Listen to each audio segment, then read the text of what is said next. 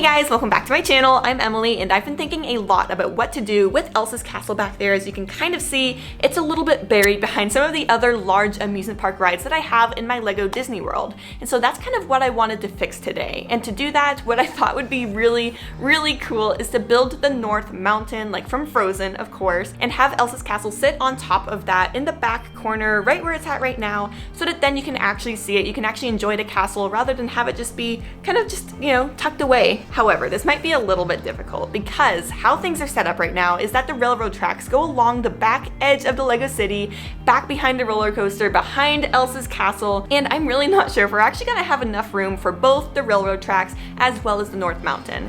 And so what I thought would be even cooler is to build the North Mountain, but build a tunnel through it for the railroad tracks and have the train just go straight through the North Mountain. That way I can still have my train there, I can have my North Mountain, and also I just think that's way cooler to have a tunnel in my Lego City. And early on in this process, I was feeling a little bit intimidated, a little bit overwhelmed, because I had never built a mountain before, I'd never built anything like this, and so I just wasn't sure how to get started. However, what I have here is a bunch of these Lego IKEA Big Lick boxes. I have a lot of the small ones and a lot of the big ones. However, I don't have a lot of the medium ones, but I think that's actually okay, because I think I'll only be needing a bunch of these small ones. The space back there, it's really compact, really tiny, and so using the smallest ones possible is probably the best option. But obviously, there's a lot more that needs to be done rather than just, you know, stacking these on top of each other. And so luckily enough, last time I was at the Lego store, I checked out my pick-a-brick wall and they had a bunch of blue and white slopey pieces. So that's actually gonna come in handy for this, especially when actually building the mountain structure around the Big Lick boxes. But before we get started, if you're brand new here, then hello and welcome. This is actually a very new Lego City to me.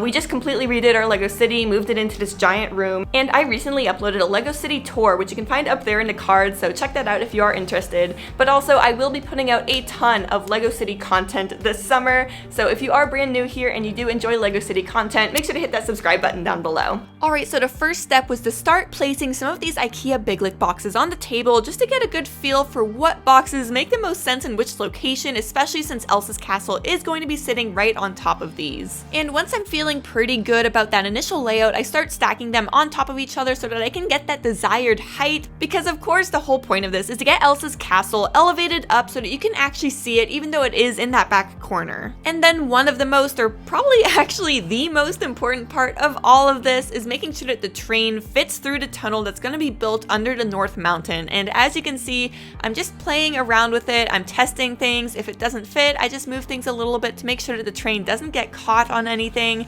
Now that the Big Lick boxes are placed where I want them, I'm going to take this plate and lock in those two stacks of boxes just so that they don't slip inside relative to each other. And now it's finally time to actually start playing with Elsa's castle on top of this. I'm really just playing around with it to see what works and what doesn't, if I can even keep it stable, because it was really close to the edge and I was a bit worried about whether or not it would fall over. So much of the base of Elsa's castle isn't actually supported, and so we're gonna switch things around here. I've decided to move the bigger Big Lick boxes to the back and move the smaller ones to the front just to be able to support the castle a bit better than how it was before. And then, of course, I have to go back and test the train again. Once I'm feeling confident that the train isn't going to hit any of the edges of the tunnel, I start placing Elsa's castle on top. Finally, it's time to start actually building on the mountains, which is where the pick-a-brick cup comes in. And I'll be honest with you guys, I actually don't know what these pieces are called, so please let me know down in the comments below. If you know the names of these pieces, please let me know. I have no idea, but I got this like curvy slope piece, so that'll be kind of cool for the edges. I also got this inverted slope piece. It's like a 1x2 inverted slopey thing, as well as this knot piece here. It's like a 1x2 thing to go down the edges. A triangle type piece, as well as this really beautiful blue slopey piece. The first thing I decided to build were some icicle pieces that I wanted to put right under the castle just to make it look a little bit less like a Lego set is just sitting on top of some Big Lick boxes and more like an actual winter scene. I decided to place these icicles pretty much all along the base of the castle in the back so that it does look very icy. It looks like these icicles are just dripping down off of it, and I also had to make sure that the train still fit, and that was something I didn't really think about going into it. However, that was not a problem at all. Even when those blue striped awnings are lifted up, they still don't really come anywhere near the icicles, so that's good.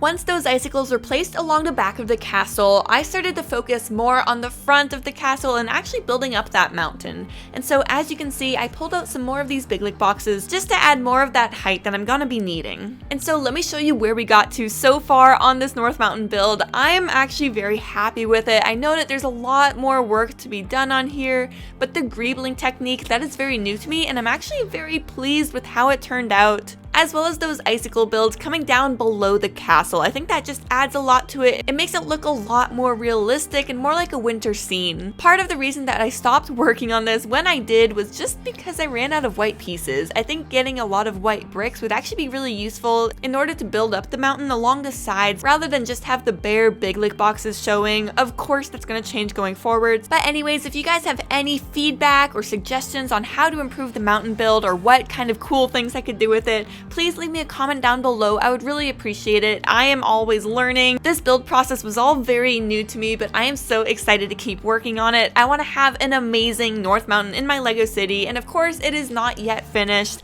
It'll be a work in progress for a while. Anyways, if you enjoyed this video, don't forget to give me a thumbs up and consider subscribing to my channel down below. I really do appreciate it. Thanks so much for watching, and I'll see you in the next one.